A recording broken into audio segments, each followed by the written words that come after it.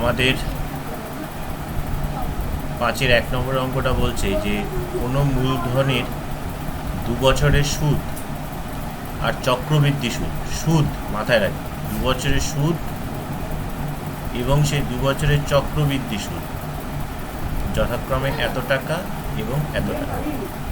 এখন প্রশ্ন হচ্ছে যে আমাদের যে আমরা যেটা করেছি সেই কাহিনী কি জানি আমরা, যে আমাদের যদি আমার দুটো জিনিস হয়, এই যদি আমার এখানে যদি আমার সিম্পল ইন্টারেস্ট থাকে, এখানে যদি আমার সিম্পল ইন্টারেস্ট থাকে, এখানে যদি আমার কম্পাউন্ড ইন্টারেস্ট হয়, তাহলে ফার্স্ট ইয়ারের জন্য আমরা জানি যে ফর দ্য ফার্স্ট ইয়ার যে সিম্পল ইন্টারেস্টেরও যা সুদ পাবো, কম্পাউন্ড ইন্টারেস্টেরও সেই একই সুদ পাবো, অন্য কিছু সুদ পাবো। তো ডিফারেন্সটা হয়ে যায় কোথায় আমাদের? ডিফারেন্সটা হয়ে যায় আমাদের এই নেক্সট ইয়ারে। নেক্সট ইয়ারে কী হয় না, নেক্সট ইয়ারে যেটা হয় সেটা হচ্ছে এটা, যে আমাদের কি হয় না, ওই নেক্সট ইয়ারের ক্ষেত্রে আমাদের সিম্পল ইন্টারেস্টের যা ইন্টারেস্ট হয় নেক্সট ইয়ারও সিম্পল ইন্টারেস্টের একই সুদ হয়, কিন্তু কম্পাউন্ড ইন্টারেস্টের ক্ষেত্রে আমাদের সুদটা চেঞ্জ হয়ে যায়। কিন্তু কম্পাউন্ড ইন্টারেস্টের ক্ষেত্রে আমাদের এখানে যে ইন্টারেস্ট হয় সেই ইন্টারেস্টের উপর ইন্টারেস্ট হয় বলে ইন্টারেস্টটা আমাদের চেঞ্জ হয়ে যায়। তাহলে এখানে আফটার 2 ইয়ার, 2 বছর পর, আফটার 2 ইয়ার কম্পাউন্ড ইন্টারেস্ট, সিম্পল ইন্টারেস্ট কত বলেছে না তো 8,400, কম্পাউন্ড ইন্টারেস্ট কত বলেছে না তো 8,652 টাকা।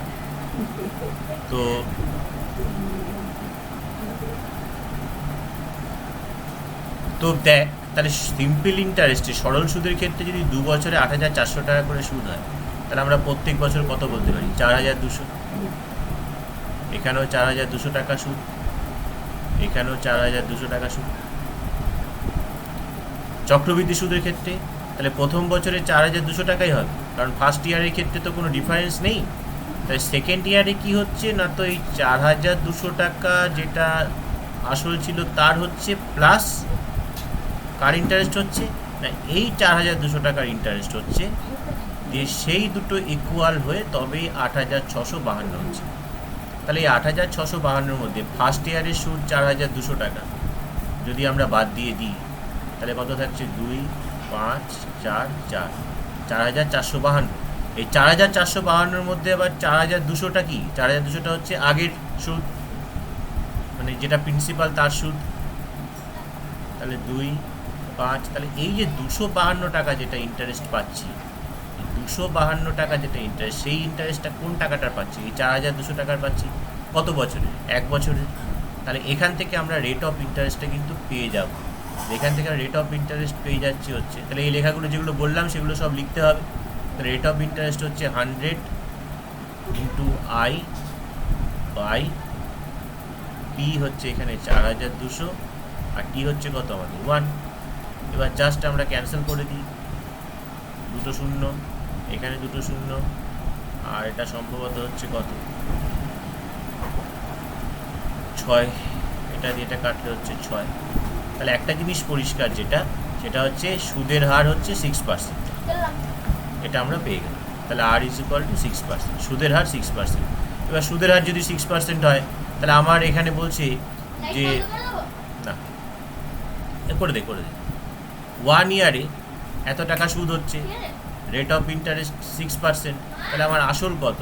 তাহলে আমার আসল কত আমি কী করে বের করতে পারবো না? পি ইজ ইকুয়াল টু সে একই জিনিস 100 into I by R into T, হচ্ছে 1 বছর। তাহলে 6 দিয়ে এটা কাটলে হচ্ছে 6, 7, 42, 700, তার মানে 70,000 টাকা। তাহলে আমাকে তো এই দুটো জিনিসই বার করতে দিয়েছিল, আমাকে আসল বার করতে দিয়েছে, আমাকে রেট অফ ইন্টারেস্ট বার করতে দিয়েছে। তাহলে আমরা এখানে লাস্টে লিখে দিলাম যে আমাদের আসল হচ্ছে কত? আসল হচ্ছে আমাদের 70,000 টাকা, আর সুদের হার কত আমাদের? সুদের হার হচ্ছে আমাদের 6%। তাই এই জিনিসটাকে লিখতে, যেটা বুঝলি, যদি লিখতে পারিস তাহলে বুঝতে পেরেছিস জানবি, তা আমি লেখাইনি। লিখতে পারলে বুঝতে পেরেছিস। আগে লিখিয়ে দিয়েছি, তাই এটা লিখে আমাকে দেখাবে, আমাকে সেন্ড করবে, লিখে আমাকে হোয়াটসঅ্যাপে সেন্ড করবে। আমি লেখালাম না, জাস্ট ক্যালকুলেশনটা করে দিলাম, আনসার দুটো আমরা পেয়ে গেলাম। এই হচ্ছে আমাদের একটা আনসার 6%, এই হচ্ছে আমাদের আরেকটা আনসার 70,000। কারোর বুঝতে অসুবিধা আছে?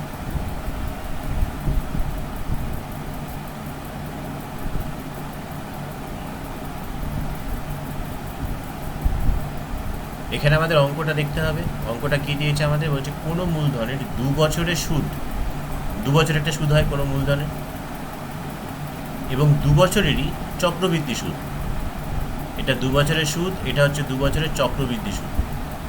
তা আমরা কি জানি যে প্রথম বছরের জন্য যেটা ইন্টারেস্ট হয়, সে প্রথম বছরের জন্য তো ইন্টারেস্টটা আমাদের কোনো চেঞ্জ হয় না। সরল সুদের ক্ষেত্রেও যা হয়, চক্রবৃদ্ধি সুদের ক্ষেত্রেও তাই হয়।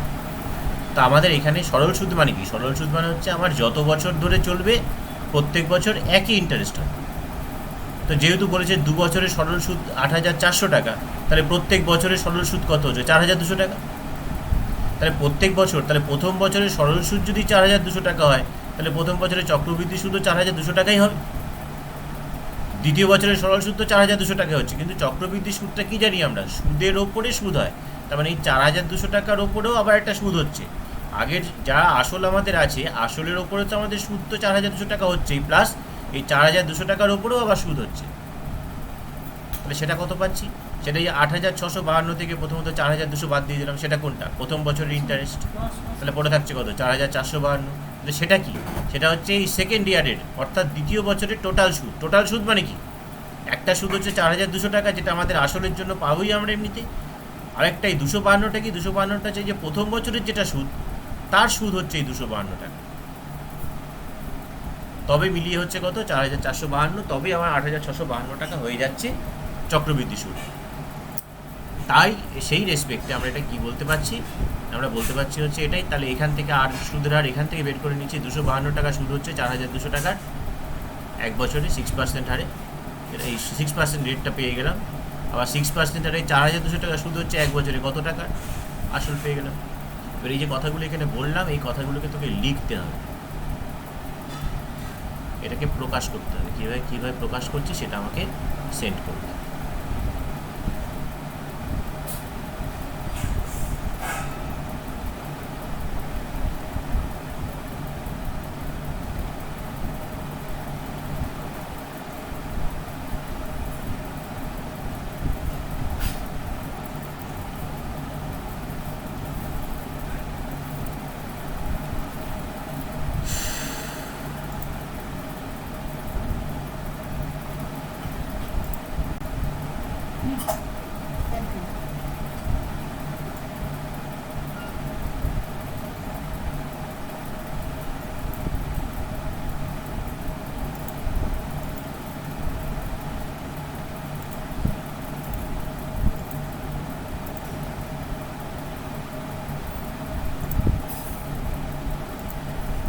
আচ্ছা, নেক্সট।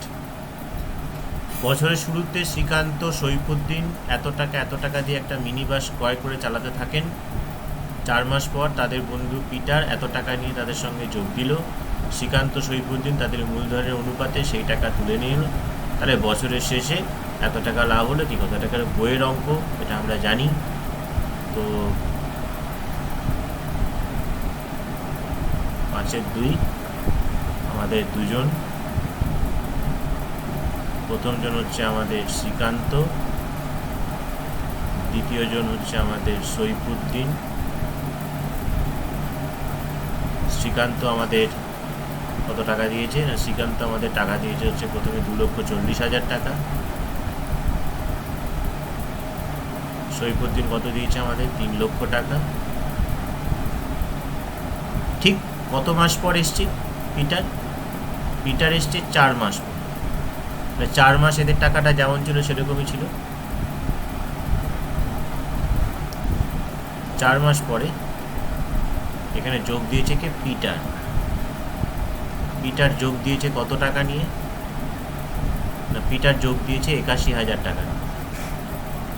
এবার এটা সেই তখন ওই মজা করে বলেছিলাম যে যেহেতু তারা বাস কিনছে, তাহলে এমন তো কোনো ব্যাপার নেই যে যখন শ্রীকান্ত আর সৈফুদ্দিন বাসটা কিনেছিল তখন বাসের 3টে চাকা হয়েছিল, 4 নম্বর চাকাটা বাকি ছিল।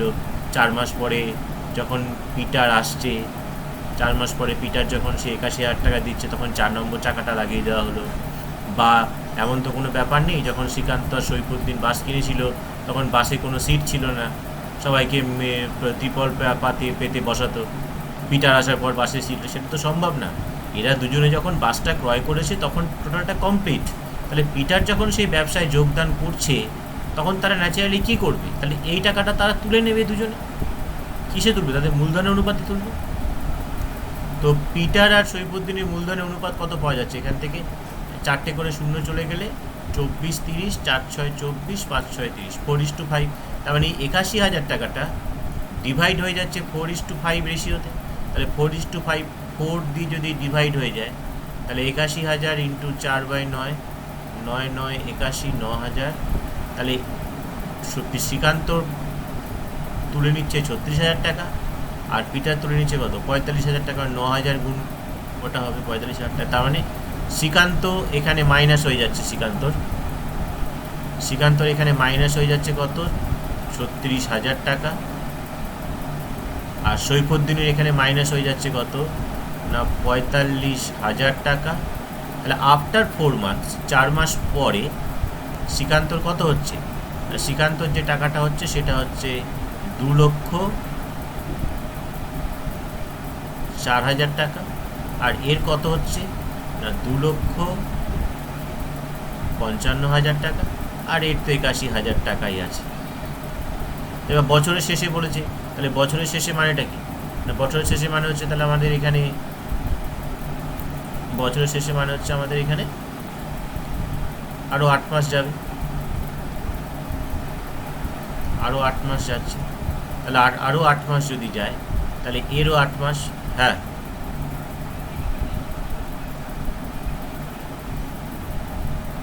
তার কারণ এই যে বলেছে যে পিটার যে টাকাটা দিচ্ছে 4 মাস পর, সেই টাকাটা শ্রীকান্ত আর সৈফুদ্দিন তাদের মূলধনের অনুপাতে ভাগ করে নিচ্ছে। তাই শ্রীকান্ত আর সৈফুদ্দিনের মূলধনের অনুপাতে 4:5 বেরোচ্ছে। তাহলে শ্রীকান্ত কত পাবে? 81,000 টাকার 81,000 গুণ 4/9, 36,000 টাকা। আর এর হলে 45,000 টাকা হবে। তাহলে এবার আফটার 8 মান্থস, তাহলে এই টাকাটা 8 মাস কাটছে, এর এই টাকাটা 8 মাস, এর তো এই টাকাটা 8 মাস। তাহলে এবার সেই লেখাটা যে লেখা একবার শ্রীকান্ত বছরের শেষে যে লভ্যাংশ পায় সেটা বছরের প্রথম মাসে পেতে হলে 1 মাস হিসাবে শ্রীকান্তর মূলধন হবে। না কত হবে শ্রীকান্তর মূলধন? না তো 2,40,000 ইন্টু 4 প্লাস 2,04,000 ইন্টু 8 ইস্টু পিটারে কত হচ্ছে? 3 লক্ষ ইন্টু 4 প্লাস 2,55,000 ইন্টু 8। আর এর কত হচ্ছে? না তো 81,000 ইন্টু 8। এবার আমাকে এখান থেকে জাস্ট ক্যালকুলেশন করতে হবে, করে একটা অনুপাত তোরা পাবি, 3টের অনুপাত পাবি, কত পাবি তোরা বের করে নিবি। এবার টোটাল লাভ হয়েছে, মোট লাভ কত দেওয়া হয়েছে আমাদের?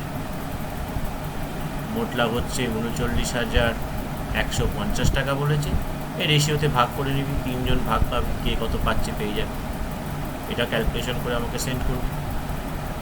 এটা আমি সেভ করে দিলাম।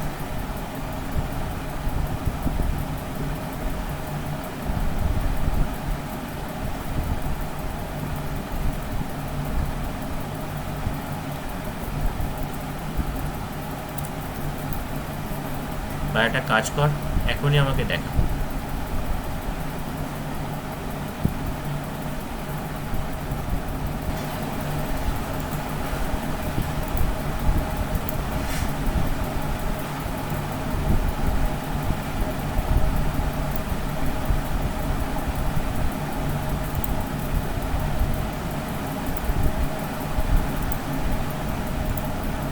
আচ্ছা, নেক্সট সমাধান করো। 6-1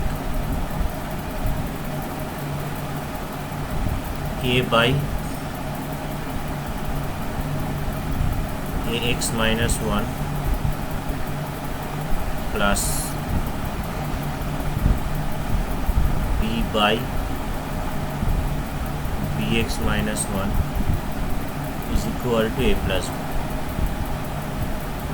তো এটাকে আমরা যেটা করছি সেটা হচ্ছে এটা, ফার্স্ট অফ অল আমরা a বাই ax মাইনাস 1 আছে, এখানে একটা প্লাস a করছি, b বাই bx মাইনাস 1 আছে, এখানেও একটা প্লাস b করছি।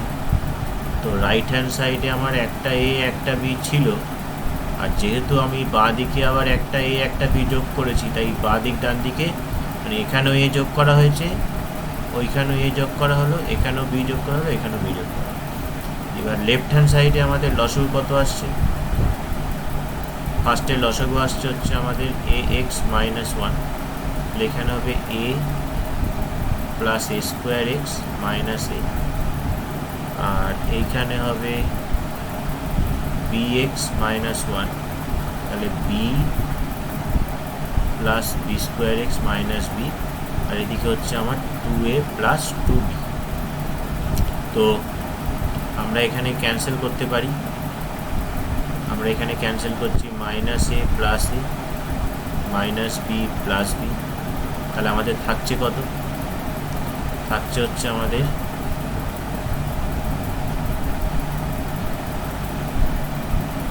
আবার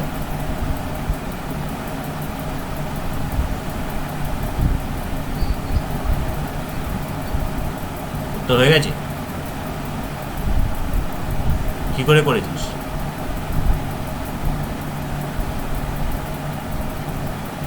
কটা?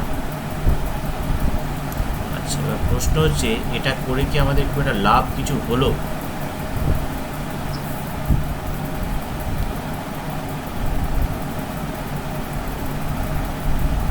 মাইনাস এ প্লাস এ,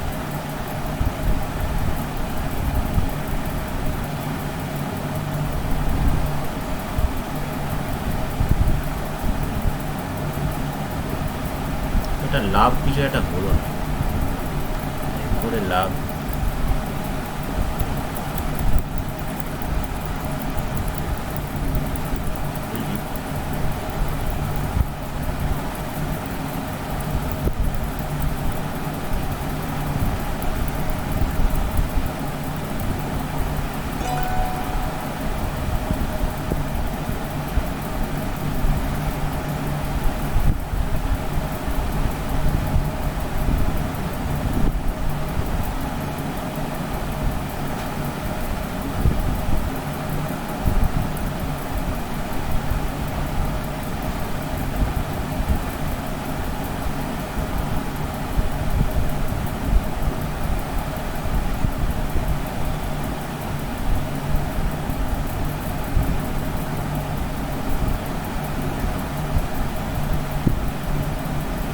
ছবি পাঠিয়েছি।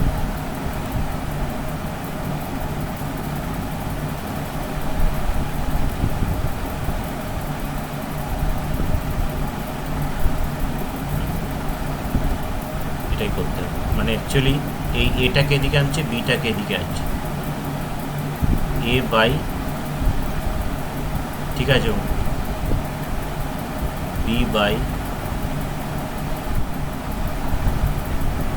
তো এখানে লসাগু কত হচ্ছে আমাদের?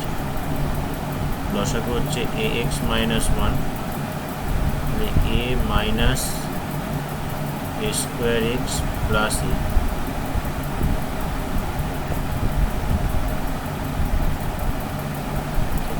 ঠিক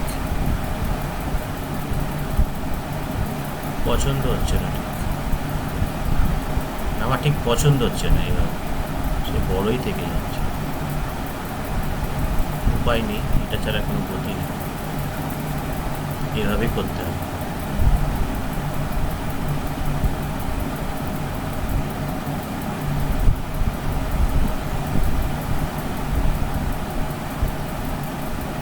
আবার এটা লসাগু কত হচ্ছে?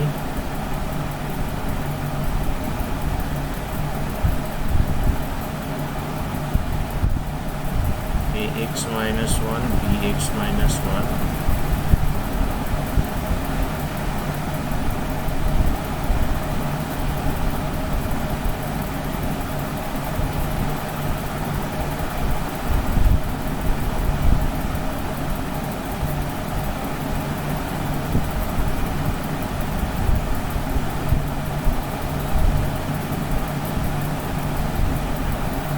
আবার গুণ করতে হবে বাবা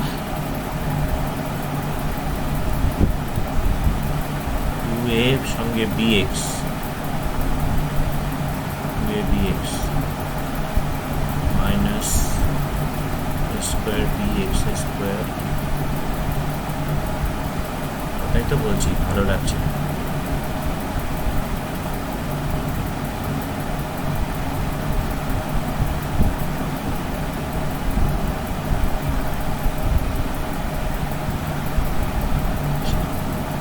চাষির মতো ব্যাপার হয়ে গেল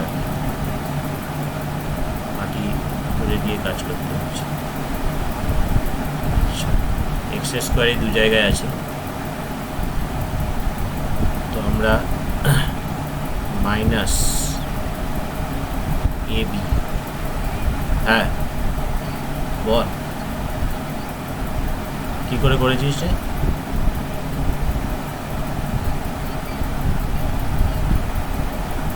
কোন পুরোটাকে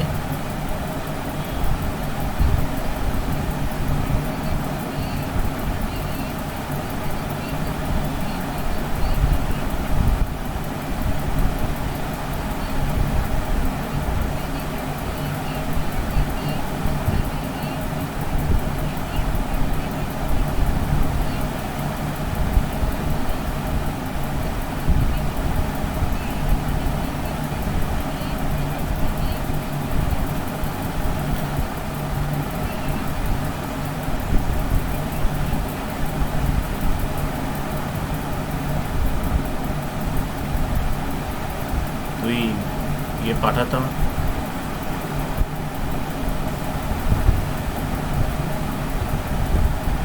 ঠিক আছে ততক্ষণ আমরা এটা করি এ দুটো থেকে মাইনাস এ বি আর এক্স কমন নিলে এ প্লাস বি এক্স এখানে আছে এখানে আছে এইখানে আছে এবং এইখানে আছে চার জায়গায় এক্স আছে এক্সগুলো অন্য কালার এক্স এখানে এখানে এখানে এবং এখানে তো এখান থেকে যদি এক্স 2abx 2abx 4abx তো এমনি হয় তার মানে এখানে হচ্ছে 4ab আর বাকিগুলোর থেকে A square plus B square A square plus B square X আর এক্স বর্জিত কে কে পড়ে আছে এক্স বর্জিত পড়ে আছে হচ্ছে minus 2a minus 2 equal to 0 সব কটা থেকে যদি মাইনাস কমন নেওয়া যায় তাহলে এখানে হবে A B into A plus B X minus A square plus B square plus 4ab X plus 2 common নিলে A plus B equal to 0 দেখি মেমরি কি পাঠিয়েছে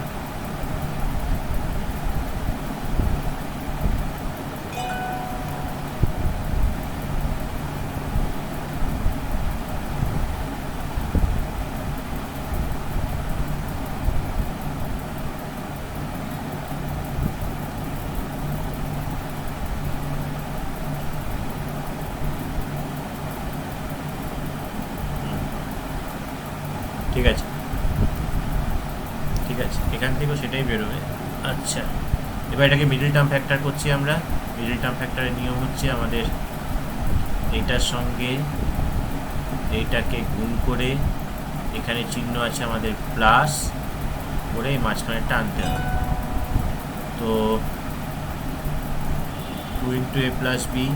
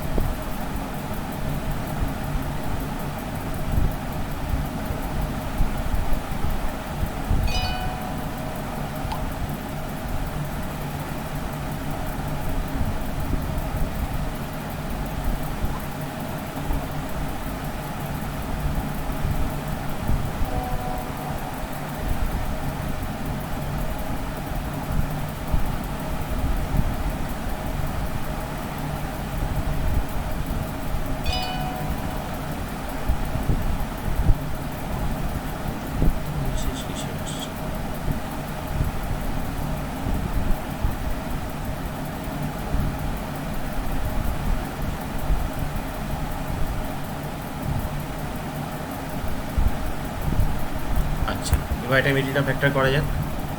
তো আমাদের কী হবে তার মানে দেখ, এটার সঙ্গে এটা গুণ করলে কত হচ্ছে, এটার সঙ্গে এটা গুণ করলে হচ্ছে 2ab into a plus B whole square. তো a প্লাস বি হোল স্কোয়ারকে যদি আমরা ভাঙাই তাহলে কী হয়, a square plus B square plus 2ab। তাহলে a square plus B square plus 2ab সঙ্গে যদি 2abকে যোগ করা যায় তাহলে 4ab হয়ে যাচ্ছে। তাহলে আমরা এটাকে লিখতে পারছি অনায়াসে, বা ab a plus B into এখানে এক্স স্কোয়ার আছে into X square minus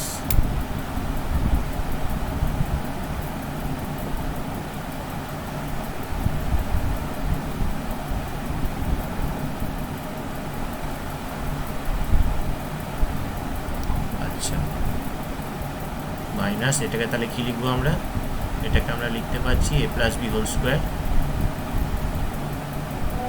plus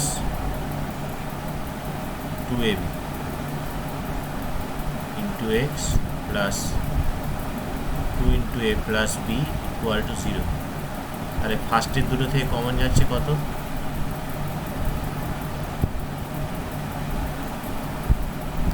ফার্স্টের দুটো থেকে কমন যাচ্ছে কত, তাহলে ফার্স্টের দুটো থেকে কমন যাচ্ছে হচ্ছে আমাদের দেখ a প্লাস বি আর এক্স,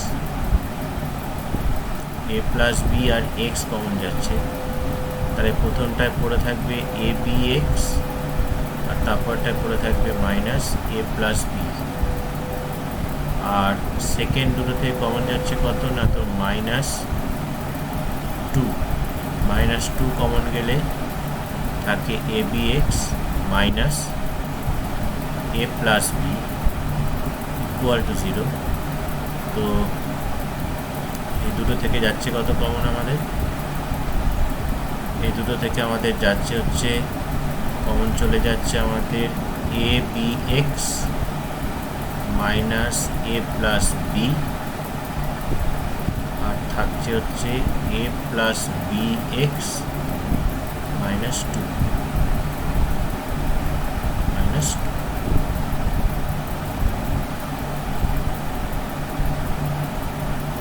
যদি এটা 0 হয় তাহলে এখান থেকে পাওয়া যাবে x ইকুয়াল টু একটা পাবো হচ্ছে a plus B by A B, আর এটা যদি 0 হয় তাহলে x ইকুয়াল টু পাচ্ছি, এটা একটু ছোট হবে, মেহুলি যেটা করেছে সেটাও হবে, সেটাও যে খুব ছোট সেটা নয়, তবে ছোট হবে। এনিওয়ে যাই হোক, আপাতত এটাই থাক, বাড়িতে একটু দেখিস, আমিও দেখবো যদি ছোট হয় কিছু এর থেকে, ঠিক আছে। আচ্ছা, নেক্সট পেজে যাই আমরা।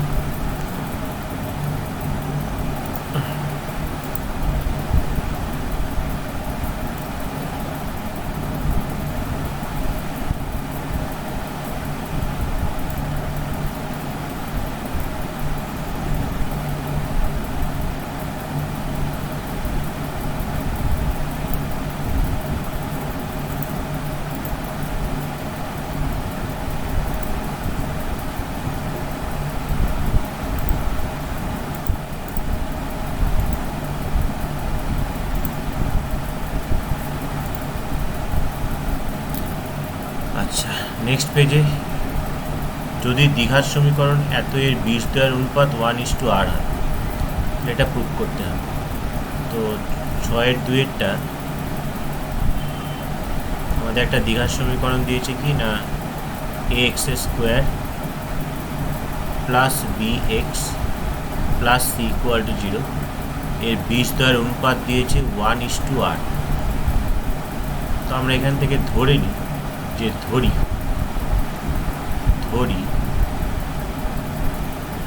বীজদ্বয় একটা আলফা আর একটা আর ইন্টু আলফা।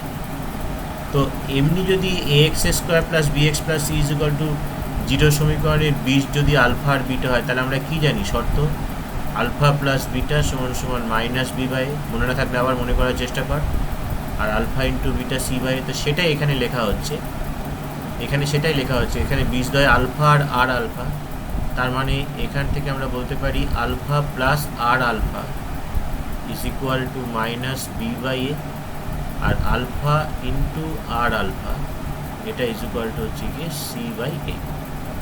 তো এখান থেকে আমরা যদি আলফা কমন নিই তাহলে পড়ে থাকে one plus R is equal to minus B by A, আর এখান থেকে আমরা পাচ্ছি আর ইন্টু আলফা স্কোয়ার সমান সমান সি বাই এ। তাহলে আমাদের কাজ হচ্ছে দুটো থেকে আলফাটাকে তাড়ানো। তাহলে এখান থেকে আলফা ইজ ইকুয়াল টু কত পাচ্ছি, minus B by A into one plus R, এখানেও বসিয়ে দিই আর ইন্টু আলফা স্কোয়ার মানে B square by A square into one plus R A square is equal to C by A. তো আমরা এখানে একটা এ কাটতে পারি, তাহলে একটা এ কাটলে আমাদের তাহলে কী থাকছে, আমাদের থাকছে হচ্ছে গিয়ে তাহলে অর এখান থেকে পাওয়া যাচ্ছে যে R B square is equal to A C into one plus R এর হোল স্কোয়ার। ওরা কী প্রমাণ করতে গেছে, R plus one by R. তাহলে এখান থেকে দেখ আমরা এই লাস্ট লাইনটা অনায়াসে লিখতে পারি R plus one square by R বা B square by A C is equal to R plus one square by R. এটাই আমাদের দিয়েছে না প্রমাণ করতে।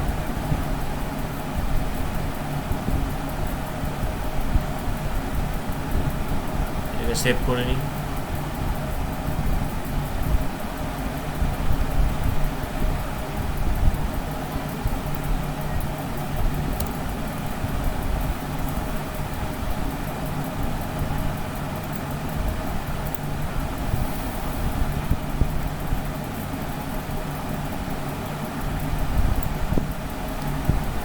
বুঝতে পেরেছিস তো সবাই? এটা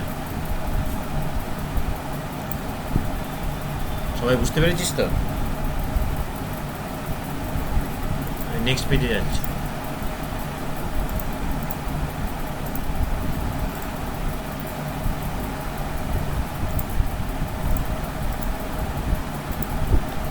আচ্ছা, পরেরটা কি বলছে, দুটি চলের সমষ্টির সমান, ওয়াই দুটি চলের সমষ্টির সমান যার একটি এক্স চলের সঙ্গে সরল বেঁধে অন্যটি এক্স চলের সঙ্গে ব্যস্ত বেঁধে আছে। সব বড় বড় অঙ্কগুলো দিয়ে রেখেছে। তাহলে সেই বইয়ের অঙ্ক এটা 7-1 ওয়াই দুটি চলের সমষ্টির সমান। তো প্রথমত ধরা যাক Y is equal to A plus B, যার মধ্যে একটা এ সেটা আবার প্রপোর্শনেট কার সঙ্গে, না তো এক্স চলের সঙ্গে সরল বেঁধে, আর আরেকটা বি সেটা আবার প্রপোর্শনেট কার সঙ্গে, না তো এক্স চলের সঙ্গে ব্যস্ত বেঁধে মানে 1/x। তাহলে ব্যাপারটা হচ্ছে অনেকটা এরকম হলো যে Y is equal to A plus B ধরে নিয়েছি আমরা লেট, যার মধ্যে এ একটা চল এক্সের সঙ্গে সরল বেঁধে আর একটা চল 1/x এর সঙ্গে ব্যস্ত বেঁধে। তখন ultimately Y is equal to, না এখনও ওয়াই ইজ ইকুয়াল টু পাওয়া যাবে না। তাহলে এখান থেকে আমরা একে ইকুয়েশানে নিয়ে আসি, some constant k1 into X, k1টা কি লিখে দিলি ব্র্যাকেটে এখানে, আর এখান থেকে B is equal to some constant k2 into 1/x, k2টা কি ব্র্যাকেটে লিখে দিলি।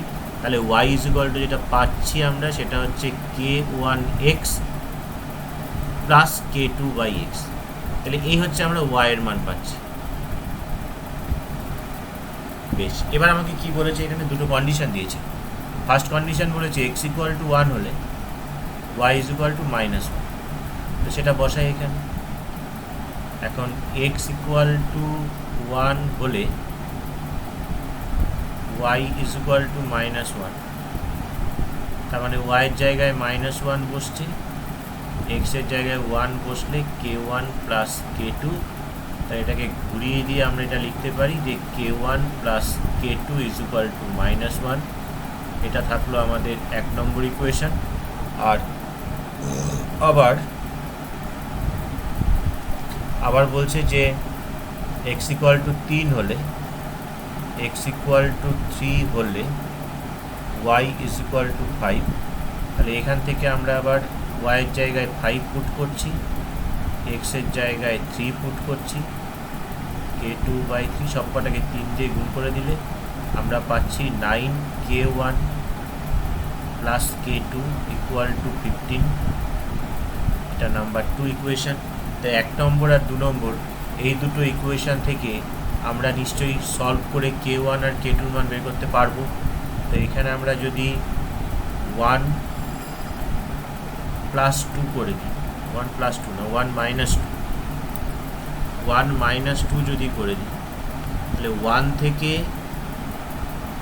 2 মাইনাস করছি, ভালো করে দেখ। তাহলে k1 থেকে 9k1 মাইনাস করলে কত থাকবে? Minus 8k1। k2 কেটে যাবে, আর -1 থেকে 15 বিয়োগ করলে কত হবে? না তো -16। তাহলে এখান থেকে আমরা k1 এর ভ্যালু পেয়ে যাচ্ছি 2। যখনই k1 এর মান ভ্যালু 2 পেয়ে যাচ্ছিস তাহলে এখান থেকে অনায়াসেই বলা যায় যে k2 ইজ ইকুয়াল টু -3। তাহলে আমরা বলতে পারি যে y ইজ ইকুয়াল টু এই k1 আর k2-র জায়গায় ভ্যালুটা বসিয়ে দিচ্ছি। k1 এর ভ্যালু পেয়েছি 2x আর k2-র ভ্যালু পেয়েছি -3/x, which is the required relation between x and y। আমাকে x আর y এর মধ্যে সম্পর্ক চেয়েছে। তাহলে এই হচ্ছে আমাদের x আর y এর মধ্যে সম্পর্ক। বোঝা গেল?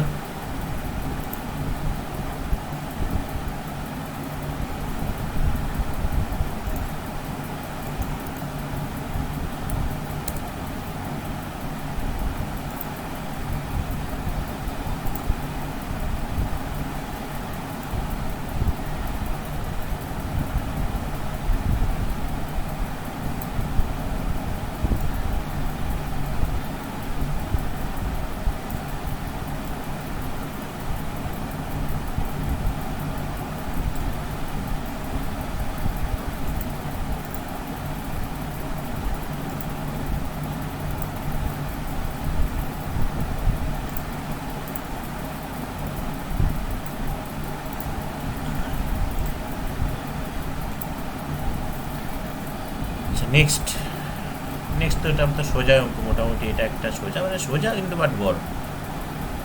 এই অঙ্কগুলো আমি বলেই দিয়েছি প্রথমে, চোখ বুঝে আগে। এখানে a ইজ ইকুয়াল টু যেটা দেওয়া আছে আমাদের, দ্যাট ইজ √5 + 1, √5 + 1 বাই √5 - 1, আর ab ইজ ইকুয়াল টু দেওয়া আছে 1।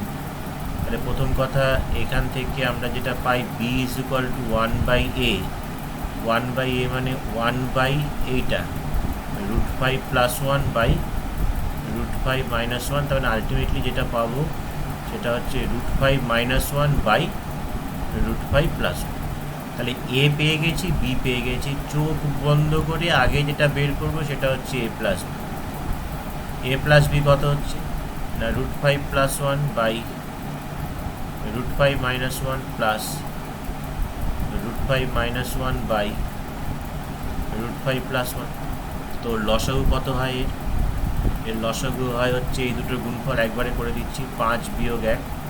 তাহলে এখানে হচ্ছে √5 + 1 এর হোল স্কোয়ার, √5 - 1 এর whole square, a + b whole square plus a - b whole square, 2 × a² plus b square. একটু স্টেপ জাম্প করলাম, যদি কেউ বুঝতে না পারিস আমাকে বলবি। এটা 5 থেকে 1 বিয়োগ করলে 4, এটা 6, মানে আলটিমেটলি পাওয়া যাবে 3। কেউ না বুঝতে পারলে বলবি। তাহলে a + b পেয়ে গেছিস, a b পেয়ে গেছিস। এবার আমাকে যার ভ্যালু বার করতে দিয়েছে সেটা হচ্ছে কি না, সেটা হচ্ছে 3a² plus 5ab plus 3b² by 3a² minus 5ab plus 3b²। তো ফার্স্ট অফ অল এইটা আর এইটা, নিচেও এইটা আর এইটা, এই দুটো থেকে যদি আমরা 3 কমন নিই তাহলে 3 কমন নিলে আমরা এটা পাবো হচ্ছে a² plus b² plus 5ab। আর নিচের থেকেও যদি 3 কমন নিই তাহলে পাবো a² plus b² minus 5ab। তো এবার কি করা হচ্ছে, এখান থেকে ইজ ইকুয়াল টু ওপরেরটা থাকছে 3, a² প্লাস b²কে আমরা লিখতে পারি a plus b whole square minus 2ab। এখানটা একটা ভুল হয়ে যায়। আচ্ছা, 5 × ab মানে 5 × 1 লিখে দিলাম। নিচেও এ স্কোয়ার প্লাস বি স্কোয়ারের সূত্র এটাই, A plus B whole square minus 2ab, আর এখানেও 5 × 1। যেটা কত হচ্ছে আলটিমেটলি, এখানে ভুলটা হয় ম্যাক্সিমাম জায়গায়। কোথায় ভুলটা হয় বলতো, এই 3 দিয়ে আর গুণ করিস না। তাহলে 3 × এ প্লাস বির মান কত পেয়েছি আমরা, এ প্লাস বির মান পেয়েছি 3, আর এ বির মান তো 1 প্লাস 5। নিচে হচ্ছে আমাদের এ প্লাস বির মান 3, এ বির মান 1 মাইনাস 5। যেটা আমি বলতে চাইছিলাম, এই 3 × এটা 9 - 2 প্লাস 5, নিচে হচ্ছে 3 × 9 - 2 মাইনাস 5। তাহলে এই যে 3 দিয়ে গুণ করে 3-এর সঙ্গে 9 গুণ করিস, 3-এর সঙ্গে 6 আর গুণ করে, এখন আর গুণ করার দরকার নেই। 9 থেকে 2 বিয়োগ করলে 7, 3 × 7 = 21 যোগ 5, এখানে 21 মাইনাস 5, দ্যাট ইজ 26/16। 2 দিয়ে 13, 2 দিয়ে 8, আলটিমেটলি হচ্ছে 13/8। এই হচ্ছে আমাদের আনসার।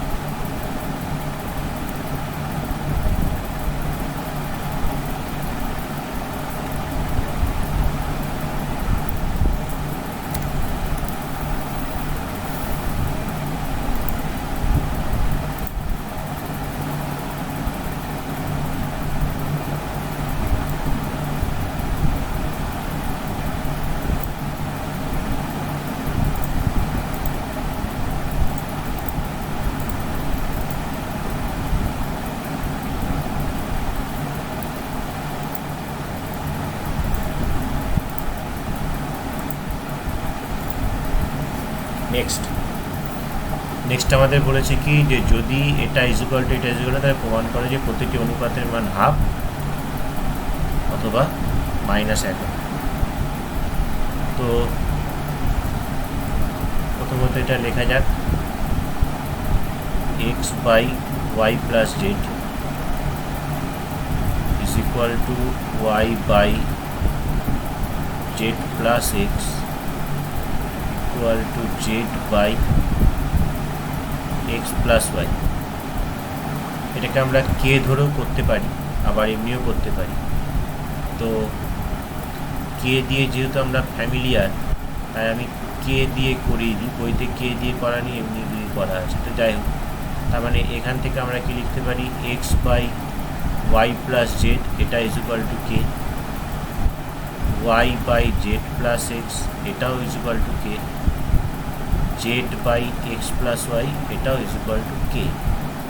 তো এখান থেকে আমরা যেটা পাচ্ছি সেটা হচ্ছে x is equal to K into Y plus Z. আবার এখান থেকে যেটা পাচ্ছি y is equal to K into Z plus X. আবার এখান থেকে z ইজ ইকুয়াল টু পাচ্ছি K into X plus Y.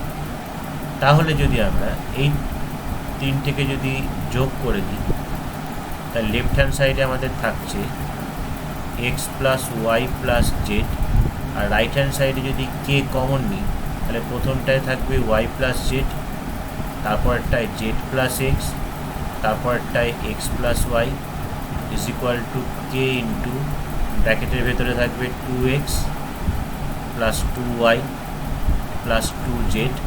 তাহলে 2 কমন নিলে এখানে থাকছে X plus Y plus Z. এবার ব্যাপারটা হচ্ছে, দেখ তাহলে আলটিমেটলি কী পাওয়া গেল আমাদের, আলটিমেটলি যেটা পেলাম সেটা হচ্ছে X plus Y plus Z is equal to 2k into X plus Y plus Z.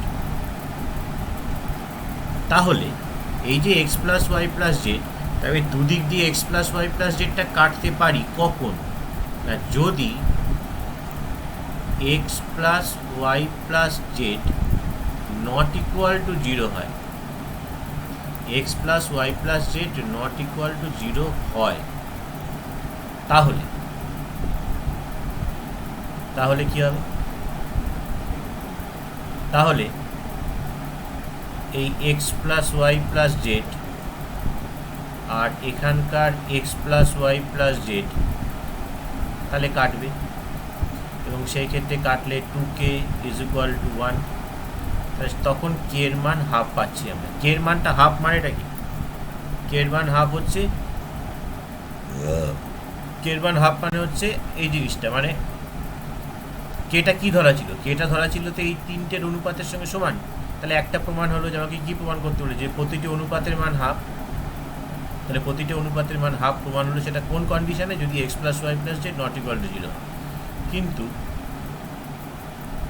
যদি X plus Y plus Z is equal to 0 হয়, তাহলে কি হবে? তাহলে এখানে দেখ, প্রথমে নিচে কত আছে? Y plus Z. তাহলে এখান থেকে Y plus Z is equal to কী পাবো? তাহলে এখান থেকে Y plus Z is equal to minus X পাবো। আবার এর নিচে আছে জেড প্লাস এক্স, তাহলে ওখান থেকেই Z plus X equal to minus Y পাবো। আবার এইখান থেকেই লাস্টে আছে X plus Y is equal to minus. তারা বুঝিয়ে দিচ্ছি, একটুখানি চার্জে বসিয়ে দিই ল্যাপটপটাকে।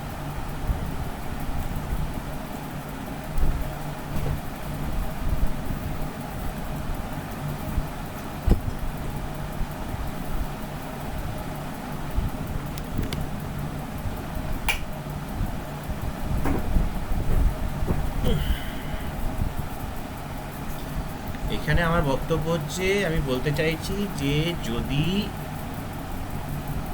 যদি X plus Y plus Z 0 হয়, এবার আমি নিচেরগুলোর দিকে তাকাবো, প্রত্যেকটা অনুপাতের নিচের দিকে তাকাবো। এখানে ওয়াই প্লাস জেড আছে, এখানে জেড প্লাস এক্স আছে, আর এখানে কি আছে? X plus Y. তো এইখান থেকেই আমি প্রথমত ওয়াই প্লাস জেড বের করেছি। ওয়াই প্লাস জেড তাহলে কত হবে আমাদের? এক্সটা দিয়ে গেলে মাইনাস এক্স। এইখান থেকেই যদি X plus Y plus Z 0 হয়, তাহলে জেড প্লাস এক্স কত হবে? জেড প্লাস এক্স কত হবে? Minus Y. এইখান থেকেই এক্স প্লাস ওয়াই কত হবে? Minus Z. এবার কি করছি আমরা? এবার এই যে ভ্যালুগুলোকে বের করছি, তাহলে প্রতিটা অনুপাত তাহলে কত হচ্ছে? প্রতিটি অনুপাত হয় প্রথমত কত? X by minus X. তারপরটা কত বসাবো? Y by minus Y. তারপরটা কত বসবে? Z by minus Z. তো সব কেটেগুলি এটাও কত? -1, এটাও -1, এটাও -1। আমাকে তো ওটাই প্রমাণ করতে বলেছিল যে হয় হাফ, না হয় প্রত্যেকটা অনুপাতের মান -1। আমরা সেটাই দেখলাম, এই প্রত্যেকটা বছরে প্রত্যেকটা -1 পাচ্ছি। আবার এখান থেকে তো হাফ পেয়েই গেছে। অসুবিধা আছে বুঝতে কারো?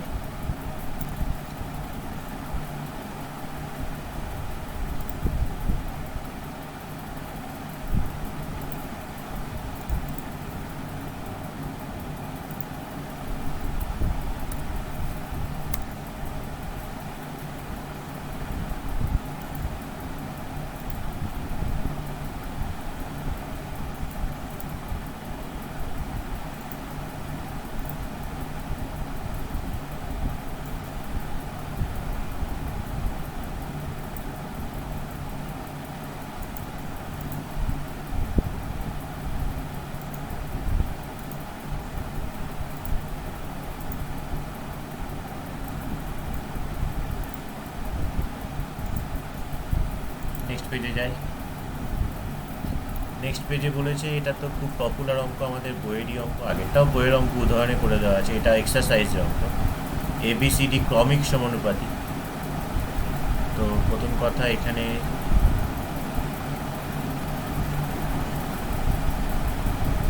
A B C D কি বলছে না, ক্রমিক সমানুপাতি। তো ABCD যদি ক্রমিক সমানুপাতি হয়, তার মানে আমরা কি বলতে পারি? আমরা বলতে পারি A by B is equal to B by C is equal to C by D is equal to K. ধরি এরকম অঙ্কগুলো আমি কি শিখিয়েছিলাম? আমি শিখিয়েছিলাম যখন এরকম থাকবে তখন ওপর নিচে লিখতে।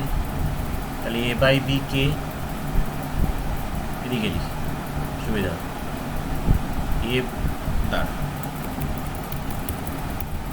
A by B K B by C K, C by D K. নিচ থেকে উঠতে বলেছিলাম, কোনো নিয়ম না, মানে আমি বলেছিলাম আর কি। তাহলে এখান থেকে B is equal to C K, সির জায়গায় ডি কে বসালাম, মানে ডি কে স্কোয়ার। আর এখান থেকে এ ইজ ইকুয়াল টু বি কে, বির জায়গায় ডি কে স্কোয়ার বসালে ডি কে কিউ। তার মানে অ্যাকচুয়ালি আমরা এর মান পেয়ে গেলাম হচ্ছে এ ইজ ইকুয়াল টু পেয়ে গেলাম D K cube, B is equal to পেয়ে গেলাম ডি কে স্কোয়ার, আর সি ইজ ইকুয়াল টু পেয়ে গেলাম ডি কে। এটা নিশ্চয়ই বুঝেছি সবাই। মানে মোদ্দা কথা, এই ফার্স্টের তিনটেকে, এই লাস্টেরটা আর কে, এই দিয়ে রিপ্রেজেন্ট করাটা হচ্ছে আমাদের কাজ। এবার আমাকে বলেছে প্রমাণ করতে B minus C whole square plus C minus A whole square plus B minus D whole square. এটাকে আমি হোল স্কোয়ারে ভেঙে নেব, তাতে আমার সুবিধা হয়, যার যেভাবে সুবিধা হয় সেভাবে করবি। এটাকে এ মাইনাস বি হোল স্কোয়ার, কারণ এই অঙ্কটা খুব আটকে যায় মানুষের, সোজা কিন্তু আটকে যায়, তাই আমি এরকমভাবে ভেঙে করাই। তো আমার এখানে প্রথমে আগে এ স্কোয়ারের দিকে তাকাই, এ স্কোয়ার এক জায়গাতেই আছে, তাহলে এ স্কোয়ার লিখলাম। বি স্কোয়ার দু জায়গাতে আছে, টু বি স্কোয়ার লিখলাম। সি স্কোয়ার দু জায়গাতে আছে, টু সি স্কোয়ার লিখলাম। ডি স্কোয়ার এক জায়গাতে আছে, লিখলাম। এবার যা লিখছিস two B C, two A C, two B D. এইবার ভ্যালুগুলোকে পুট কর। এ সমান সমান কত দিয়েছে আমাদের? এ আমাদের দিয়েছে ডি কে কিউব তার স্কোয়ার। টু বি কত দিয়েছে আমাদের? ডি কে স্কোয়ার তার square. C is equal to কত দিয়েছে আমাদের? ডি কে তার স্কোয়ার। ডির মান তো ডি। বির মান হচ্ছে কত? বির মান হচ্ছে ডি কে স্কোয়ার। সি এর মান ডি কে, এর মান হচ্ছে ডি কে কিউব, সি এর মান ডি কে, বির মান হচ্ছে ডি কে স্কোয়ার, আর ডি এর মান হচ্ছে এমনি ডি। এটা কত হচ্ছে? D square K to the power 6 two D square K to the power 4 two D square K square plus D square minus two D square K cube minus two D square K to the power 4 minus two D square K square. তো এইখান থেকে আমরা কি কাটতে পারছিস দেখ, plus two D square K square minus two D square K square plus two D square K to the power 4 minus two D square K to the power 4। তাই ultimately পড়ে থাকছে কত না, D square K to the power 6 minus two D square K cube plus D square. এটা একটা পড়ে থাকছে। আর right hand সাইডে আমাদের কি আছে? আমরা এখান থেকে সরাসরি রাইট হ্যান্ড সাইড আসতে পারতাম, তবে পরে আসছি সেটা। রাইট হ্যান্ড সাইডে আমাদেরকে প্রুভ করতে দিয়েছে কি, A minus D whole square. তো A minus D whole square A square minus two A D plus D square. এবার যদি আমরা ভ্যালুগুলোকে পুট করে দিই, এ মানে কত? এ মানে হচ্ছে আমাদের ডি কে কিউব তার স্কোয়ার, টু এ মানে D K cube into D plus D square, যেমন থাকার থাকলো। এটা আলটিমেটলি কত হচ্ছে? D square K to the power 6 minus two D square K cube plus D square. দেখ, লেফট হ্যান্ড সাইড থেকে আমাদের যা বেরিয়েছে, রাইট হ্যান্ড সাইড থেকে কিন্তু আমাদের তাই বেরোলো। কিন্তু আমি যেটা বলতে চাইছি যে লেফট হ্যান্ড সাইড থেকে যেটা বেরোলো সেখান থেকে আমরা সরাসরি রাইট হ্যান্ড সাইডে চলে আসতে পারতাম এরকমভাবে, এটা তো আমাদের হয়ে গেল। আর যদি রাইট হ্যান্ড সাইডটা না করে কী করতে পারতিস, ডি স্কোয়ার কে 6কে আমরা ডি কে কিউবের হোল স্কোয়ার লিখতেই পারি। Two D K cube into D plus D square. তারপরে এটাকে আমরা লিখতে পারি কি না, D K cube minus D তার হোল স্কোয়ার। আবার এই ডি কে কিউব মানে কি? ডি কে কিউব মানে তো এ, তো এটাকে আমরা এ মাইনাস ডি হোল স্কোয়ার। তাহলে আমি সরাসরি এখান থেকেও করতে পারি, বা একই গল্প। দেখ, এই যে এ মাইনাস ডি এখানে ছিল, দেখ এই লাইনটা এখানে ছিল, তারপরের লাইন যেটা সেটা অ্যাকচুয়ালি আর লেখা হয়নি এখানে, সেটা এই লাইনটা এসছে। দেখ এই যে এই লাইন, এটা এসছে স্কোয়ার, যেটা খুশি সেটা করতে পারিস, কোনো অসুবিধা নেই। আশা করি বুঝতে অসুবিধা নেই কারণ।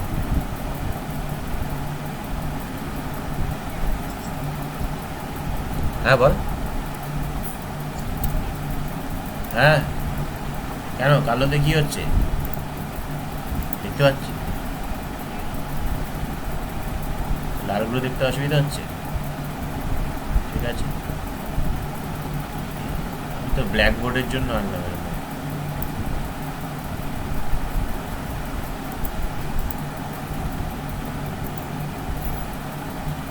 কোনো অসুবিধা নেই। আচ্ছা, পিথাগোরাসের উপপাদ্যের বিপরীত উপপাদ্যটি বিবৃত করো। এ তোমার করিয়ে দেওয়ার কিছু নেই, তবুও আমি আরেকবার বলে দিচ্ছি। পিথাগোরাসের উপপাদ্যের বিপরীত উপপাদ্যটা কি, আগে সেটা উপপাদ্যটা বিবৃত করতে বলেছে ফার্স্টে, এখানে দেখ। তো উপপাদ্যটা বিবৃত করা মানে কি, যে কি বলতে হবে না, কোনো ত্রিভুজের যে কোনো একটি বাহুর উপর অঙ্কিত বর্গক্ষেত্রের ক্ষেত্রফল অপর দুই বাহুর উপর অঙ্কিত বর্গক্ষেত্রের ক্ষেত্রফলের সমান হলে, সমষ্টির সমান হলে ত্রিভুজটা সমকোণী ত্রিভুজ হবে। এটা হচ্ছে আমাদের বিবৃতি। মানে মানে এ একটা আমাদের ত্রিভুজ, যে ত্রিভুজের বলতে চেয়েছে যে এই ত্রিভুজটার, ধরা যাক যে এবিসি হচ্ছে ত্রিভুজ, ত্রিভুজ ধরছি কিন্তু সমকোণী ত্রিভুজ ধরছি না, যার বলে দেওয়া আছে কি না AC square is equal to A B square plus BC square, এটা বলে দেওয়া আছে। অর্থাৎ এই ত্রিভুজটার যে কোনো একটি বাহুর উপর অঙ্কিত বর্গক্ষেত্রের ক্ষেত্রফল অপর দুটো বাহুর উপর অঙ্কিত বর্গক্ষেত্রের ক্ষেত্রফলের সমষ্টির সমান, এটা বলে দেওয়া আছে। তাহলে প্রমাণ করতে হবে যে এটা সমকোণী ত্রিভুজ, মানে একটা কোণ সমকোণ দেখাতে হবে আমার। তো আমরা কি করেছিলাম মনে করে দেখ, আমরা এই বিসির সমান করে একটা, বিসির সমান যেটা হচ্ছে এই বিসির সমান করে আমরা একটা দাগ টেনে নিয়েছিলাম, ধর বিসির সমান, বিসিটা ঠিক যতটা ঠিক ততটা। তারপরে আমরা এ বি সমান করে একটা টেনে নিয়েছিলাম, আমরা ঠিক এ বি সমান করে একটা টেনে নিয়েছিলাম। দিয়ে আমরা কি করেছিলাম, আমরা হচ্ছে এই, হ্যাঁ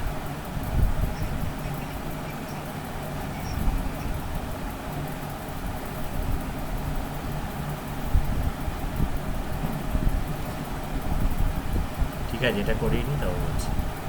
তাহলে এবিসি হচ্ছে ত্রিভুজ, তাহলে এই ত্রিভুজটা সমান করে একটা এখানে ত্রিভুজ আঁকলাম ডি ই এফ। তাহলে যেটা কি বিসির সঙ্গে ইএফ সমান, এবির সঙ্গে ডিই সমান, আর ডিএফটা আমরা যুক্ত করে দিয়েছি, এমনি যুক্ত করে দিয়েছি, কিন্তু এটা কিন্তু সমকোণ এঁকেছে, এটা সমকোণী ত্রিভুজ। তা যদি এটা সমকোণী ত্রিভুজ হয়, তাহলে আমরা সমকোণী ত্রিভুজের শর্ত অনুযায়ী যেটা জানি যে অতিভুজ স্কোয়ার ইজ ইকুয়াল টু বাকি দুটোর বাহুর বর্গের সমষ্টির সমান। আবার ডির সঙ্গে কে সমান, ডির সঙ্গে এবি সমান এবি স্কোয়ার, ইএফ এর সঙ্গে কে সমান, ইএফ এর সঙ্গে বিসি স্কোয়ার সমান। আবার AB square plus BC square সমান সমান কী দেওয়া আছে, এসি স্কোয়ার। তাহলে এখান থেকে যেটা পাচ্ছি সেটা হচ্ছে DF is equal to AC. তার মানে এবির সঙ্গে ডি সমান ছিল, বিসির সঙ্গে ইএফ সমান ছিলই আগের থেকে, এবার যেটা সমান হলো সেটা হচ্ছে এসির সঙ্গে ডিএফ। এই যখনই এসির সঙ্গে ডিএফ সমান হয়ে গেল, তাহলে এই ত্রিভুজের তিনটে বাহুর সঙ্গে এই ত্রিভুজের তিনটে বাহু সমান, এরা ডেফিনেটলি সর্বসম। আর যারা সর্বসম তারা অবশ্যই কি সদৃশকোণী। তো সদৃশকোণী যদি হয়, এই ত্রিভুজের এই কোণের সঙ্গে এই ত্রিভুজের এই কোণটা সমান হতে বাধ্য। তো এটা তো 90 ডিগ্রি ধরা ছিল, তাহলে এটাও 90 ডিগ্রি হয়ে গেল, আমাদের উপপাদ্য প্রমাণ হয়ে গেল। ঠিক আছে, আচ্ছা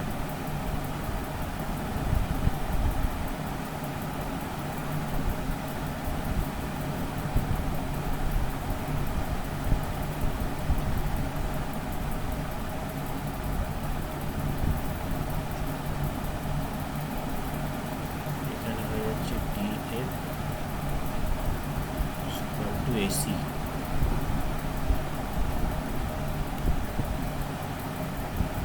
আচ্ছা নেক্সট কি বলছে, প্রমাণ করো কোনো বৃত্তের স্পর্শক আর স্পর্শবিন্দুগামী ব্যাসার্ধ পরস্পর লম্ব। এটাও খুব একটা সোজা উপপাদ্য। তো আমরা কি করে আঁকি, একটা বৃত্ত আঁকি। বৃত্তের অবশ্যই একটা কি থাকবে, একটা সেন্টার তার থাকবেই, বৃত্তের একটা সেন্টার থাকবে বৃত্তের। ধরা যাক এই হচ্ছে সেই বৃত্তের সেন্টার, বৃত্তের কেন্দ্র। এখানে বলছে প্রমাণ করো কোনো বৃত্তের স্পর্শক, তাহলে এর একটা বিন্দুতে স্পর্শক অঙ্কন করি আমরা। এর একটা যে কোনো বিন্দুতে, এই বিন্দুতে একটা স্পর্শক অঙ্কন করছি।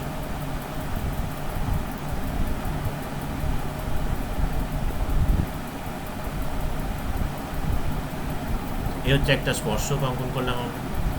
এবার কি বলছে, স্পর্শক আর স্পর্শবিন্দুগামী ব্যাসার্ধ, তার মানে এই স্পর্শবিন্দুগামী ব্যাসার্ধ, এই স্পর্শক আঁকা হলো আর স্পর্শবিন্দুগামী ব্যাসার্ধ আঁকা হলো, এরা পরস্পর লম্ব, মানে এই কোণটা 90 ডিগ্রি, এটা আমাকে প্রুভ করতে হবে।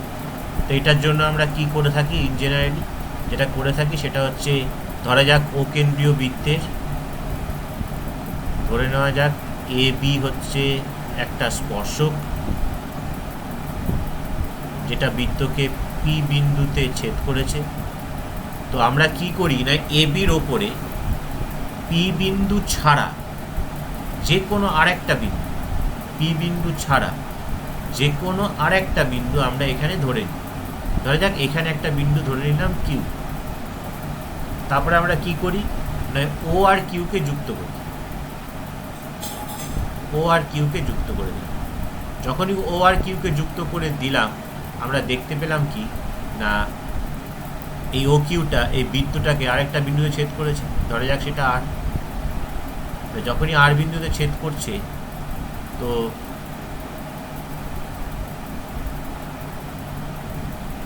যখনই আর বিন্দুতে ছেদ করছে, তাহলে আমরা এখান থেকে দেখতেই পাচ্ছি এই ছবি অনুযায়ী যে O R is less than O Q. O R O Q এর থেকে ছোট, কারণ ও আর মানে এখান থেকে এইটুকুনি, আর ও কিউ মানে এখান থেকে এই পুরোটা। তো ছবি দেখতেই পাচ্ছি যে ও আর ও কিউ এর থেকে ছোট, তাহলে এখান থেকে বলতে পারি ও পি ও কিউ এর থেকে ছোট। ও পি আর ও আর তো সমান, কারণ দুটোই একই বৃত্তের ব্যাসার্ধ, এটা আর ছিল, একই বৃত্তের ব্যাসার্ধ হলে দুটো সমান হবে, তাহলে ও আর এর জায়গায় আমি ও পি বসিয়ে দিতে পারি। তাহলে দেখা যাচ্ছে যে কিউ এর অবস্থানটা তো আমি এখানে না নিতে এখানে নিতে পারতাম। কিউ এর অবস্থানটা যদি ওখানে আমাদের নেওয়া হতো, তখন আমাদের কি হতো, তখন তো আমাদের এই জিনিসটা হতো, তখন তো আমাদের ধর এইটা হতো, আমার কিউবের অবস্থান ওটা না নিয়ে আমি তো কিউবের অবস্থান এখানেও নিতে পারতাম। তো এখানে যদি নিতাম তখন আমার কি হতো, তখন আমার এই জিনিসটা হতো। তা আমি কিউবের অবস্থানটা যেখানেই নিই না কেন, কিউবের অবস্থানটা আমার যেখানেই থাক না কেন, সে এখানে থাকুক, যেখানেই থাকুক না কেন, মানে পি যদি না থাকে, প্রতি ক্ষেত্রেই দেখ এই ও কিউটা ও কিউ থেকে কী হবে, বড় হবে। তার মানে এই ও বিন্দু থেকে এ বির ওপর এরকম যত সরল রেখাংশ টানা যায়, যত সরল রেখাংশ টানা যায়, সব সরল রেখাংশগুলোই কিন্তু ওপির থেকে বড়, মানে ওপি হচ্ছে সবচেয়ে ছোট। ক্লাস 8-এ একটা উপপাদ্য করেছিলাম যে কোনো একটা সরল রেখার ওপরে বহিস্থ কোনো বিন্দু থেকে যত সরল রেখা অঙ্কন করা যায়, তার মধ্যে যেটা লম্ব সেটাই সবচেয়ে ছোট। তাই যদি লম্ব যদি হয়, তার মানে এখানে ডেফিনেটলি ওপিটা লম্ব। সেটাই তো আমাদের প্রামাণ্য বিষয় ছিল, যে কোনো বিন্দুতে স্পর্শক আর স্পর্শবিন্দুগামী ব্যাসার্ধ পরস্পর লম্ব। এটা গেল এই পর্যন্ত, এই পেজটা। এটা তো বাড়িতে করবি, সব করে দেওয়া আছে। কোনটা?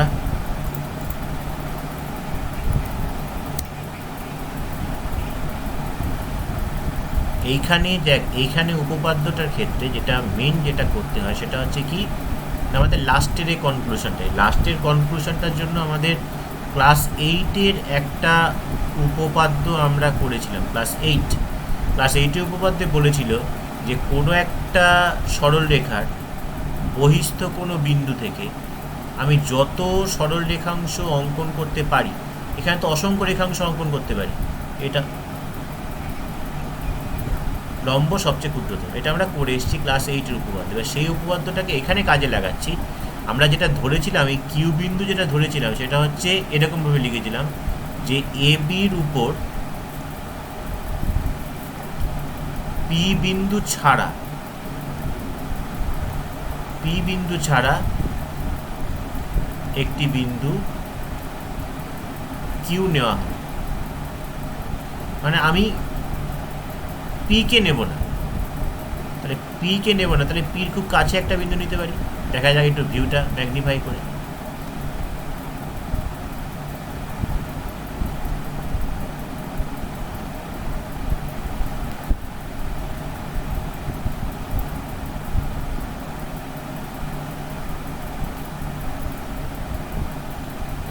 লক্ষ্য করে দেখ, এই যে পি বিন্দু তো এইটা, তাহলে তার খুব কাছাকাছি একটা বিন্দু সে যেটাই নিই না কেন, তাহলে সেটা সবসময় কী হবে, ডেফিনেটলি দেখ এখানে যত বিন্দুগুলো টানা হয়েছে, এখানে একটা বিন্দু নেওয়া হয়েছিল, এখানে একটা তো কিউটা তো নেওয়া হয়েছে আমাদের, এখানে একটা বিন্দু নেওয়া হয়েছে, এখানে একটা বিন্দু নেওয়া হয়েছে। তা আমি যে বিন্দুই নিই না কেন, প্রতিটা বিন্দুই দেখ আমাদের লক্ষ্য করে কি হচ্ছে, যে এই যে রেখাংশটা পাচ্ছি, তাই এই রেখাংশটা এর থেকে বড়, এই রেখাংশটা এর থেকে বড়, মানে পি ছাড়া, এই পি বিন্দুটা ছাড়া আমি যে কোনো বিন্দু নিই না কেন, যেখানে খুশি যদি এটা যোগ করে দিই, তাহলে প্রতি ক্ষেত্রে কী হবে, ওপিটাই তো ছোটো হবে। আমাদের যে জেনারেল কনসেপশন তো তাই বললো। এই যে এখানে যে ও আর, এই যে ও আর লেস দ্যান ও কিউ, এটা আমাদের ছবি থেকে দেখাচ্ছে, ছবিটা আমাদের তাই বলছে যে ও আর লেস দ্যান ও কিউ। আচ্ছা, নর্মাল সাইজে নিয়ে আসি। এই যে আমাদের ছবিটা কি দেখাচ্ছে, ছবিটা দেখাচ্ছে যে ও আর লেস দ্যান ও কিউ। তাহলে ও আর যদি লেস দ্যান ও কিউ হয়, তাহলে আমাদের এই কিউটার তো যে কোনো অবস্থানের জন্যই তো এটা সত্যি নাকি, এটা তো কিউ এর যে কোনো অবস্থানের জন্যই সত্যি। কিউটা কোথায় থাকবে, এই এ বির ওপরে থাকবে কোথাও, এখানে থাকতে পারে, এখানে থাকবে, যে কোনো অবস্থান, শুধু পির ওপরে অবস্থান করবে না, পি ছাড়া যে কোনো জায়গায় অবস্থান করুক না কেন, প্রতি ক্ষেত্রে এটা সত্যি হবেই যে ওপি ও কিউ এর থেকে ছোটো হবেই। তাহলে ওপিটাই সবচেয়ে ক্ষুদ্রতম রেখাংশ, তার মানে ওপি লম্ব কার ওপর, এবির ওপর। তো সেটাই তো, ওপিটা কী ছিল, ব্যাসার্ধ ছিল, আর এটা কী ছিল, এবিটা কী ছিল, পি বিন্দুতে স্পর্শ ছিল, তাই তো আমাদের প্রমাণিত হয়ে গেল। বুঝতে পারলি মেঘ?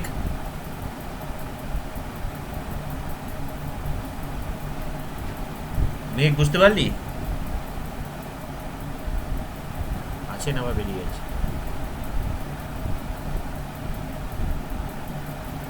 মেঘ আছে কই, আছে। মেঘ বুঝতে পারলি?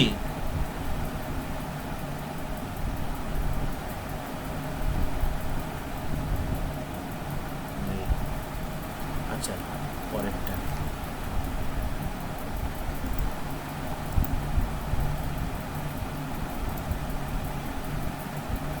লাস্টেরটা কি ছিল রে? উফ,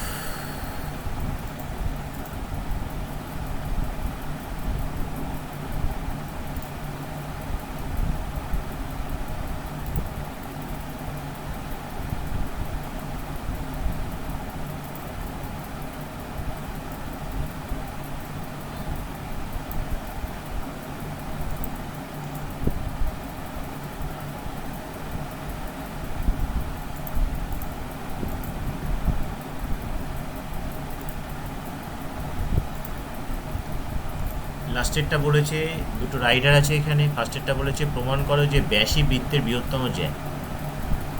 তো প্রথমত আমরা এখানে একটা বৃত্ত নিই, এটা একটা বৃত্ত। তো এই বৃত্তের একটা ব্যাস তো আছে, সর্বোপরি একটা ব্যাসার্ধও আছে। তো ধরা যাক হচ্ছে বৃত্তের কেন্দ্র হচ্ছে এটা, তো একটা বৃত্তের একটা ব্যাসার্ধও আমি টানছি, মোটামুটি এটা ব্যাসার্ধ। আর এই বৃত্তটার ওপরে একটা যে কোনো আমরা জ্যাকে টেনে নিচ্ছি, যে কোনো। ধরা যাক আমার বৃত্তটা হচ্ছে কেন্দ্র ও, এটা হচ্ছে এ, এ বিন্দু থেকে একটা যে কোনো জ্যা টানলাম। ধরা যাক আমি একটা যে কোনো জ্যা টানলাম, এইটা নাম দিলাম এ বি। তো এ বি হচ্ছে আমাদের একটা জ্যা, ও এ হচ্ছে আমাদের একটা ব্যাসার্ধ। আমাদেরকে এটা প্রমাণ করতে হবে, সেটা হচ্ছে বৃত্তের বৃহত্তম জ্যাকে, না বৃত্তের বৃহত্তম জ্যা হচ্ছে তার ব্যাস। এটা আমরা জানি, কিন্তু ওকে প্রুভ করতে দিয়েছি। তো অঙ্কন কি করছি, ও বি যোগ করে দিলাম। যখনই ও বি যোগ করে দিলাম তো তখন একটা ত্রিভুজ পেয়ে গেলাম এ ও বি। আবার সেই একই গল্প, ক্লাস 8-এ চলে যা। আবার ক্লাস 8-এ আমরা জেনেছিলাম যে কোনো ত্রিভুজের যে কোনো একটি বাহুর দৈর্ঘ্য অপর দুটো বাহুর দৈর্ঘ্যের যোগফলের থেকে কি হয়, ছোট হয়। মনে করছে নাকি? দেখ, কোনো ত্রিভুজের যে কোনো দুটি বাহুর সমষ্টি তৃতীয় বাহু অপেক্ষা সবসময় বৃহত্তম হয়, যার উপর ভিত্তি করে আমরা ওই সেই বলতাম যে বলো তো 2 সেন্টিমিটার 3 সেন্টিমিটার ও 5 সেন্টিমিটার বাহু বিশিষ্ট ত্রিভুজ আঁকা সম্ভব নাকি। আমরা হই হই করে কি বলতাম যে সম্ভব নয়। কেন না, 2-এর সঙ্গে 3 যোগ করলে 5 হয়, আবার 3 নম্বর বাহুটা সেটাও 5, দুটো সমান, তাই ত্রিভুজ আঁকা যাবে না। তাই এখানে এটা জানি আমরা। আচ্ছা, ও এ যদি বৃত্তের ব্যাসার্ধ হয়, যদি আর ধরা হয়, তাহলে ওবিটাও তো নিশ্চয়ই বৃত্তের ব্যাসার্ধ। তাহলে এখান থেকে আমরা কি বলতে পারি যে A be less than R plus আর। তাহলে ও এ লেস দ্যান কত, 2r। 2r মানেটা কি? 2r মানে তো বৃত্তের ব্যাস। তাহলে আমরা এখানে কি দেখতে পাচ্ছি যে ব্যাস হচ্ছে গ্রেটার দ্যান ও এ, এটা বি করে দিই।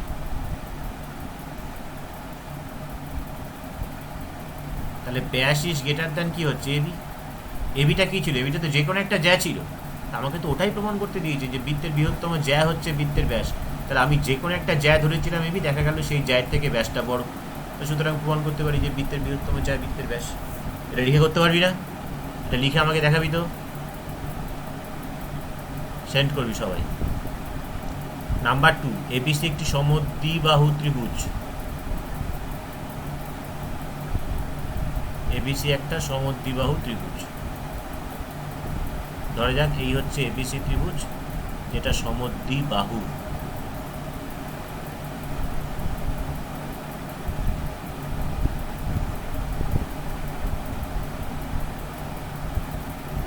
নাম দিলাম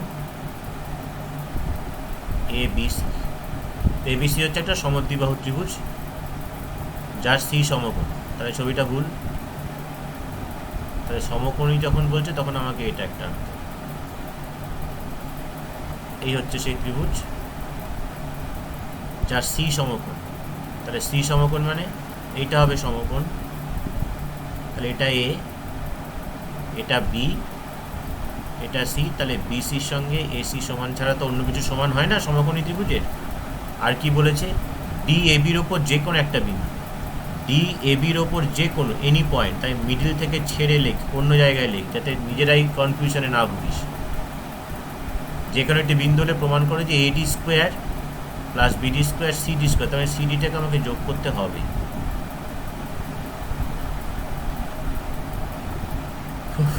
আচ্ছা, তাহলে AD square plus BD square is equal to 2 into CD square. ডিটা কিন্তু যে কোনো একটা বিন্দু, সুতরাং সমকোণী ফমকোণী এসব কিছু হলে চলবে না, তাই তো? আচ্ছা, তো এটাও 45 ডিগ্রি, যেহেতু সমকোণী সমদ্বিবাহু ত্রিভুজ, এটাও 45 ডিগ্রি। এটা এনি পয়েন্ট কি করা যেতে পারে,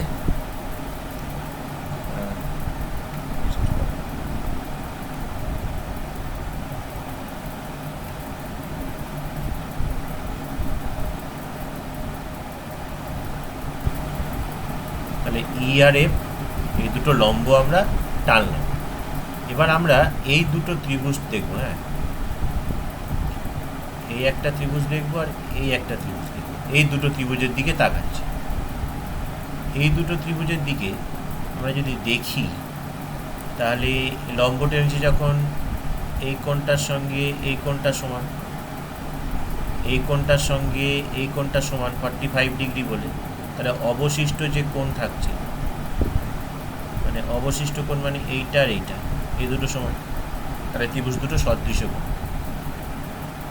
তো ত্রিভুজ দুটো সদৃশ্য কোণই যদি হয়, তার মানে আমরা এখান থেকে এটা লিখতে পারি, সেটা হচ্ছে এডি বাই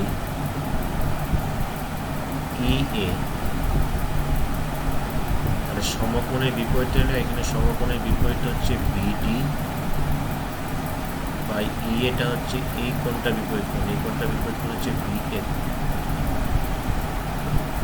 এফবি, এটার সমান। এইটা যদি যোগ করতে, তো যোগ করতেই হবে আমাদের, এটা যোগ না করলে আমাদের প্রমাণটাই আসবে না। সিডি স্কোয়ার যেমন, এটা যোগ করতেই হবে।